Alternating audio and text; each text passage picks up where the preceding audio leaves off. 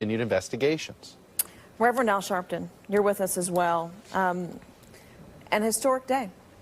No doubt about it. I think it is. I want to bring Joe Scarborough back in from Morning Joe, because I think he's right. This is a clear day of victory for the president.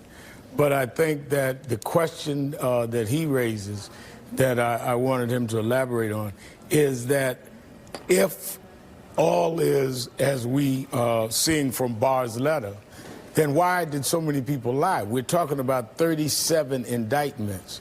So if it was not Russian collusion, then what was it? And is any of that criminal, Joe?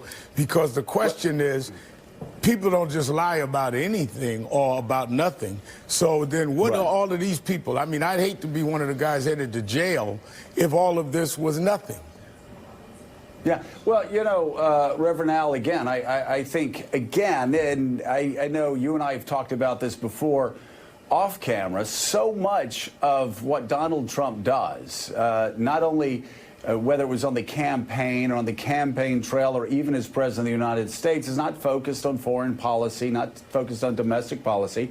It's always been about money with him. So if they were continuing their conversations with Russians and with Russian officials about building a Trump Tower in Moscow, then yes, they would lie about that, because they would know that that obviously would be improper behavior. Illegal, maybe not, but certainly not a proper thing to be doing during a presidential campaign. But again, we have to put this in proper context. Donald Trump did not expect Donald Trump to be elected president of the United States. This was like a branding exercise horribly wrong.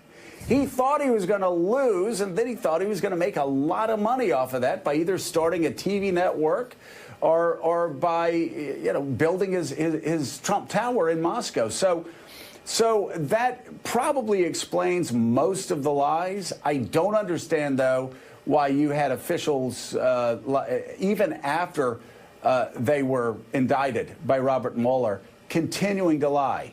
But they did. But just, again, let's just look at the big headline here, though.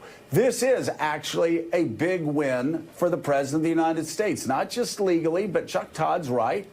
Politically, it's a very big win. And we can talk about obstruction of justice. Most of the obstruction was done in plain sight for all of us to see, whether it was with the Lester Holt interview or whether he was bragging to the foreign minister of Russia that he had fired Comey and relieved the pressure off of everybody.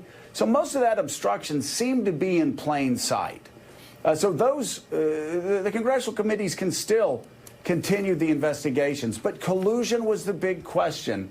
And on that, Robert Mueller, after 2 years of investigating, gave a very clear answer, and that was that there was no collusion. I mean, this was as clean cut, and Reverend Al, I'm sure you'll remember this. A lot of people may not. This is about as clean cut as Mike Tyson beating Spinks in the first round. I mean, this was, I know Trump's attorneys are shocked.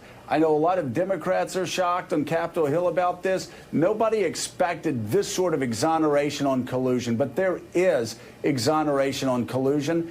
There remains the questions about obstruction of justice that, of course, the congressional committees can investigate. But also, again, you've got the Southern District of New York, where most legal scholars believe Donald Trump's greatest